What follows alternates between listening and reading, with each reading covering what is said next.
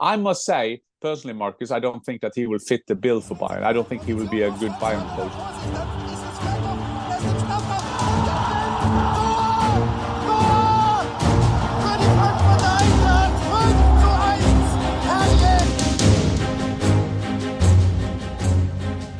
Hi and welcome to the German Fußball podcast. I'm your co-host Marcus Fjørtoft, and as always, joined by co-host Jan Fjørtoft. And Dad, it's not been a long time since we saw each other. We got to spend the weekend together. We got to have a little boys trip up to Wolves on that Saturday to see Wolverhampton against Arsenal 2-0 there. And then you went to Fulham, Liverpool. Now I realize I took the summary away from you, but even still, what did you do this weekend? I went with my son. Right. That's how it worked. Yeah. I have the base in London. I had a base in London. I love London, as you know, and thank you for voluntarily. And in cooperation with Viaplay, you were the driver up to Wolverhampton, myself and Eirik Bakke, former Leeds and Aston Villa player. We went up and did Wolverhampton against Arsenal.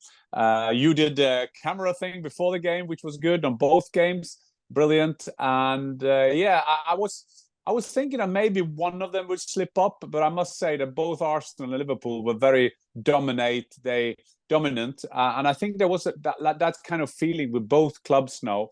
I'm talking about Arsenal and Liverpool, that they just think, well, it is as it is. Now we just have to go through. We have to win the games. So Liverpool at Craven Cottage yesterday. What a great stadium to be in with the history of that club. Seeing that they doing so many changes, but still were very dominating against the Fulham team and winning. They nearly played with their reserves. But I also, of course, had a time to look at the German Bundesliga, and it's quite interesting when you talk to journalists. Now it's all about who will be coaches, because there's so many clubs now with Barcelona, with Liverpool, with Bayern. Germany have got Julian Nagelsmann, who are looking for a coach, and maybe Manchester United too. And after that semi-final at Wembley, I got a feeling, or everybody will get a feeling, that Erik ten Hag could struggle staying on.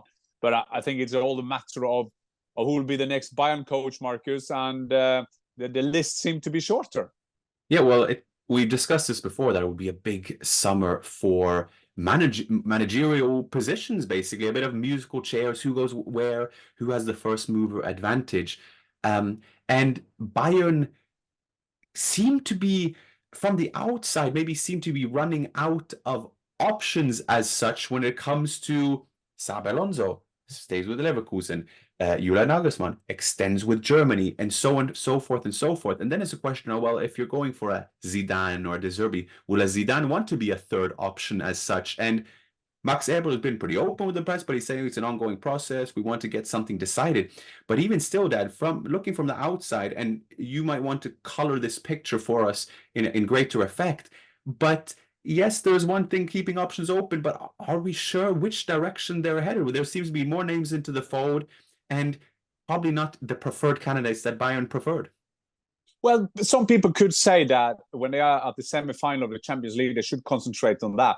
The thing is, they could go all the way to the final, and then we are into May, June, and the beginning of June. So they need a coach now there to plan the new season, and I think that was also the problem with, or the challenge with, Julian Nagelsmann, because he had then to do Germany, which he had to do anyway. Sorry, till the summer, and then still plan the new season for Bayern Munich. At the end of the day, that didn't work out. I think there were different options why Julian Nagelsmann said no to Bayern, and then they did their kind of Bayern spin doctors start moving. We were not sure about him anyway, and yes, there was some part of the club that didn't want him, which is fair because he's already been fired there. But you know how the story was sold, that the people, Salihamidzic and Oliver Kahn, were only away from the club. So Alonso being their first candidate, staying at Leverkusen, Julian Nagelsmann now. And there is a different kind of candidates coming up now, Marcus. I don't think they will take Zidane. I tweeted the other day, I don't know Zidane. I have met him. I had a meeting with him when Martin Ødegaard, as a role as a team manager, I went to Madrid. Problem with Zidane is that he's quite shy kind of type. I'm not saying it's shy because I'm just saying that he's not an outgoing person. I think that his English is not very good. Maybe as he's improved that being out now. But the thing is that if you're going to be a Bayern manager, there's a lot of things you need to have. First of all, you have to understand the politics. You have to be understanding Machiavelli. You have to understand. You have to take your position at the club. That's why it's always an advantage to be a German. It's to know the Bundesliga and especially know the Bayern system. That's why they kind of end up getting former Bayern like Niko Kovac or people like that coming in to do the club, because they know the system. Now with Max Eberl in that position, he used to play there. With Hansi Flick coming in there, you need to know that system. The problem with De Zerbi, who the Brighton manager, of course, he wants to bring all his training staff, and that is a big one. That is not typical Bayern. They don't do that. They don't like to have a coaching setup. They tried that with Ancelotti, not as many as you have today, but they don't like that. And Max Eberl has also said that he doesn't have to be German, but he has to speak English. And then been asked, do you know if Zidane can speak English? I don't know how he can speak. I mean, that is not like but maybe that they're cheating us. Maybe they think that this is a big thing to do.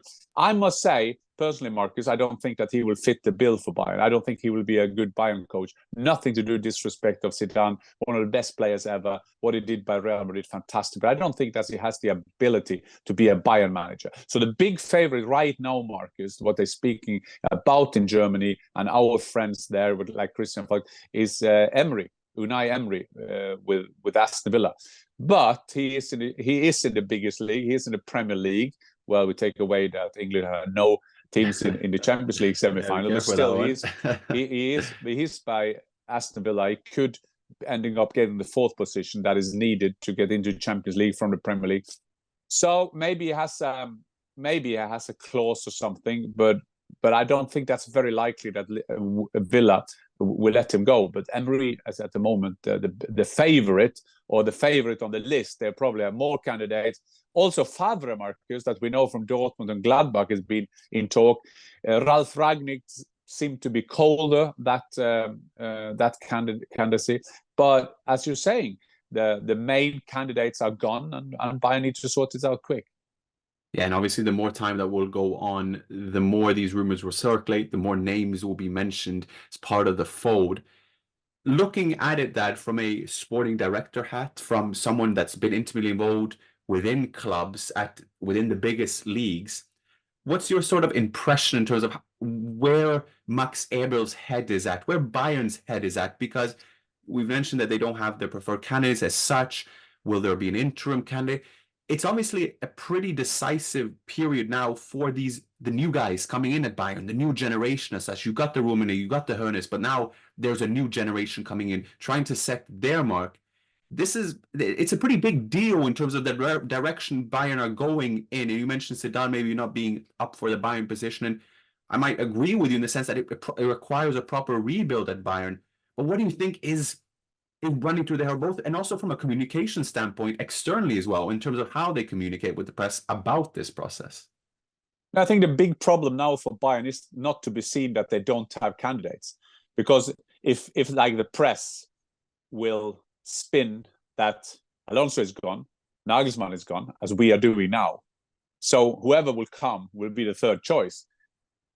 If that not being a big name, then they can just say, well, that this is the one we wanted all the time, but you were talking about Alonso and Nagelsmann. Well, we were realistic. We wanted another one. So that is a big challenge for them. And as I was saying, they need someone in now to plan the new season for them. Max Eberl and Christoph Freund are both new at the club, still decent, good workers, intelligent, sensible guys, but still they need to find this mixture with Rummenigge, with Hoeneß, with Heiner, with Dresden. All the people are involved in a club, and as we will soon speak about Dortmund now, we know how decisive that kind of management is at the club. So I think Bayern is now desperate to nominate a coach that is not been seen as a B alternative, a C alternative. And if you look around now, which coaches are available and who are candidates for the other big jobs in Barcelona, Liverpool and Manchester United, one of their own, Tuchel, well, there's been questions in press conference, could he stay on because he took it to the semi-final? I don't think that will happen. But it's funny enough that Tuchel could fit the bill. But what they've had in the season, yes, they won 5-1 now against Union Berlin. Thomas Müller getting 2 goals. Harry Kane scoring, Tell scoring, Goretzka scoring. So they're getting into form now at the right time of the season. But still, I think they're desperate to get someone in now.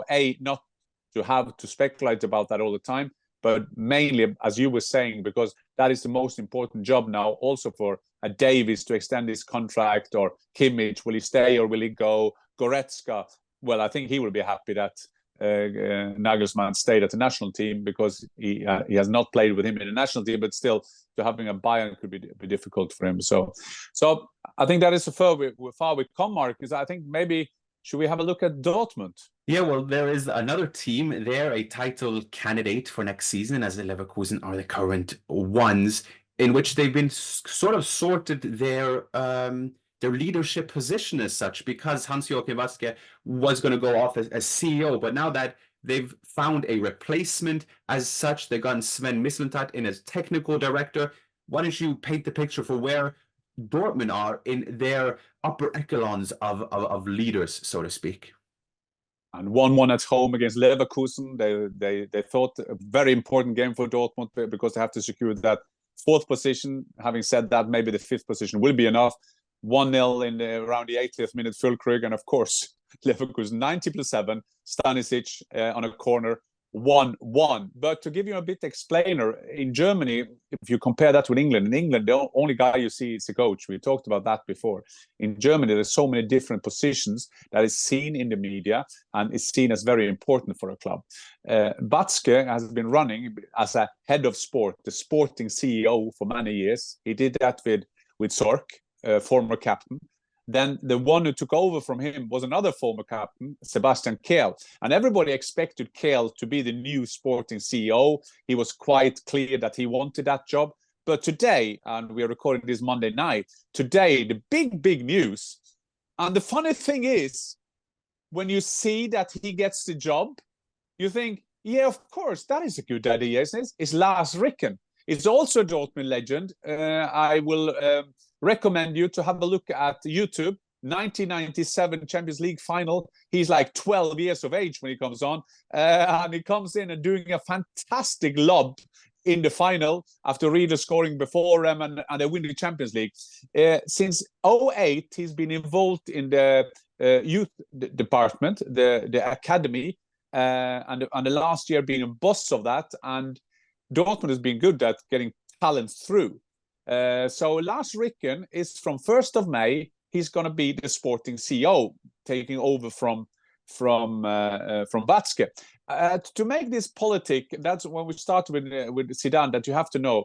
Lars Ricken is quite good with Sammer. Matthias Sammer is a special advisor to the sporting CEO, meaning maybe that he will stay on that role. Mislintat used to be there, and then he went away, Arsenal, Ajax, he's been a bit around, and he's coming back now as a technical director. He's also a good friend, good politics with Terzic.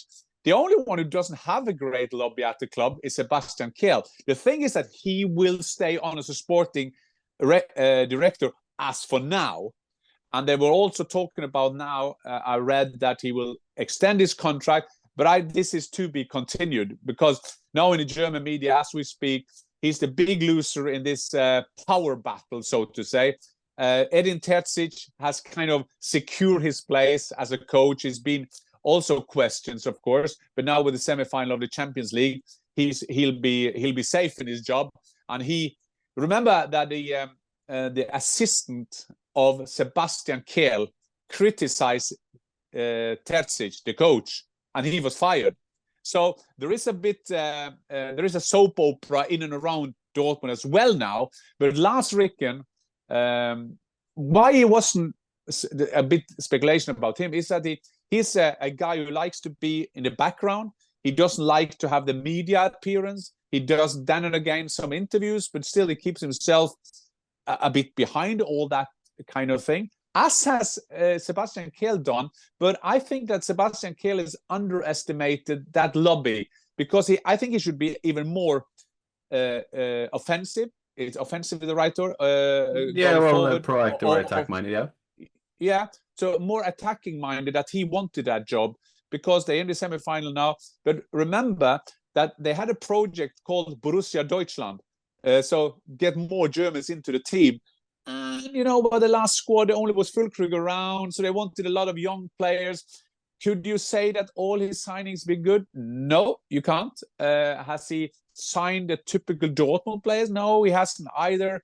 Sabitzer is doing well now. Füllkrug has been good. Sebastian Kehl, different things that of course, his illness took that away from him, valuable time. And some of the young lads coming through Adeyemi, so-and-so. But it's interesting with the Dortmund discussion, because you have then Sebastian Kehl, and then you bring back Mislintat, who used to be at Dortmund, who was at Arsenal incidentally as well.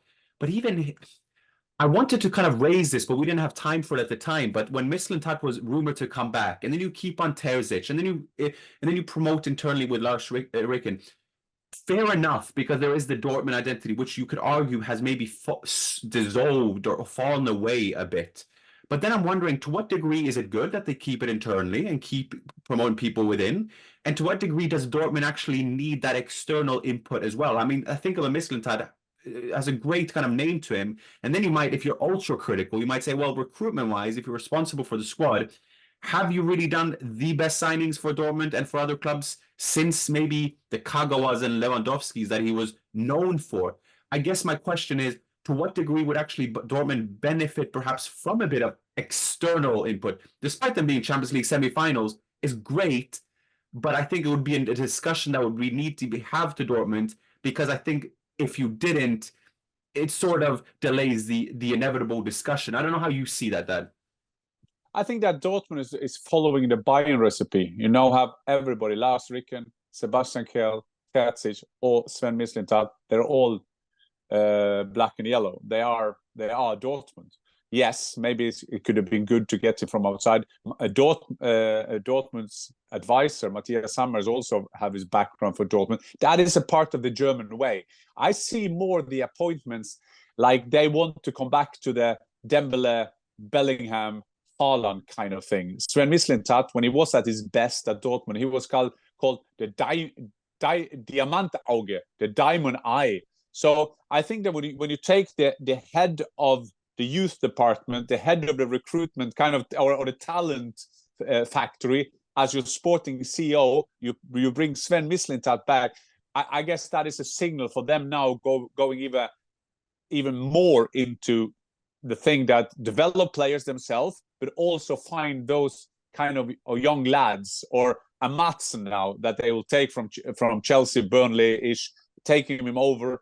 I think he got a clause of 35 million euro if they want to get him. I think that they will go back to that receipt. And I think that is a criticism also indirectly of Sebastian Kehl, because that didn't work out. Do I think that the club agreed on doing that? Of course they do. But you always have to find someone responsibility. But Dortmund has at least made a choice. It will start 1st of May, and they will start building the new season. As for now, they have to concentrate to be top 5 or top 4 and get to the final in the Champions League. Yeah, well, thanks to the performances of Dortmund, of Leverkusen in the Europa League, it might very well be that 5th spot in the Bundesliga guarantees Champions League. They're currently 2 points behind RB Leipzig. It would have been a nice 3 points for them to get, but Stanisic in the 97th minute. I mean, we've spoken a lot about Leverkusen, but the sheer resolve, I think it was, I mean, the stats but I think they scored 20 goals after the 86th minute this season as well. And then you can say then, is it luck? Well, maybe at some point, but when you score 20 goals after 86 minutes or something of the kind, that's a quality, and an immense quality at that. That as we wrap it up towards the end, we have the fight for European spots remaining nonetheless, and it's about the 6th spot, and it's Eintracht Frankfurt who currently have that spot, an important win for them, but they have some tough fixtures left. You have an Augsburg, you have an Hoffenheim even trying to get, and a Freiburg trying to get that 6th spot. Dad, what do you think? You think our dear Eintracht will get that decisive 6th spot?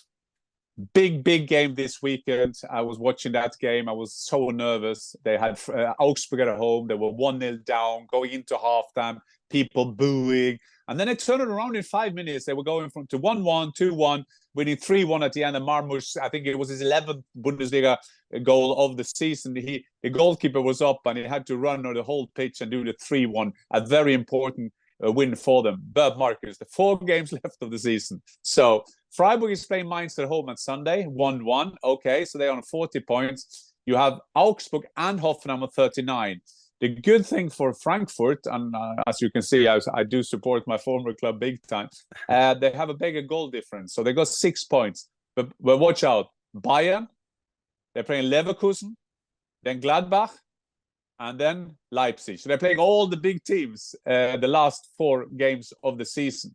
So if you think that one of the teams behind them will get a good run, but still that win was so decisive because they have to win. Some of the hunters behind them need to win 2 of them, 2 more. So they need to have 6 points. And but there are 3. The Gladbach, I think, let's be realistic. They will lose against Bayern, let's say that. Then they will have Leverkusen at home. There has been bigger upset that Frankfurt out of nowhere will be the ones who stop their unbelievable run of wins. So I'm very nervous for Eintracht Frankfurt. They did what they had to do on Friday. That was a must win. 6 points ahead. And I'm a big fan of Formula 1 as well. And sometimes when you see Verstappen getting away with it, you don't even see Verstappen at race. It's always these 6th or 7th position or even further down the line. So this is going to go all the way in, Marcus. I'm very excited about this. Is a Europa League spot that would be accepted for Eintracht Frankfurt, Topmüller this season. Yes, it would be. I saw there were some rumors murmuring in terms of the overall performance of Eintracht and whether that was enough to convince people that Topmüller should continue. But obviously we remember that reviewing it ahead of this season, there was a lot of turnover for this Eintracht team. If they could get that 6th spot, it seems perfectly reasonable. You had Hoffenheim win late against Gladbach there, so they are very much in it. And then Werder Bremen with a really important win against Stuttgart that pretty much establishes their spot in next season's Bundesliga. But then anything below that, you had Werder Bremen at 11th, and then you have 12th from Gladbach down to, you'd say, Bochum to 16th. You'd say it would be a fight for that relegation spot or to avoid it. And then you look at Köln, that we have Darmstadt at the bottom, who are pretty much relegated, but that does not mean that they will give up without a fight, because they play Köln away. Köln with a fantastic stadium, a fantastic atmosphere, a bucket list almost for any football fan. They are now on 22 points, 5 points off that relegation playoff spot behind Bochum. And it's not looking good that, and with a Mainz in form, you suspect that they would stay safe. But now it's pretty much a fight there for Köln to get out of a very, very tough situation. Well, that is when you are at the end of the season, you're looking at everything and you say, where can you get the points? When you play Darmstadt at home, you think that could be the safety net for us, and then you lose 2-0 for Darmstadt. It's terrible, of course. Then you had Wolfsburg, who beat Bochum. Yeah, for Ralf Hasenhüttl. Wind, the Dane, made the goal. So many decisive goals now at the end of the season. You can be a big hero getting to score now.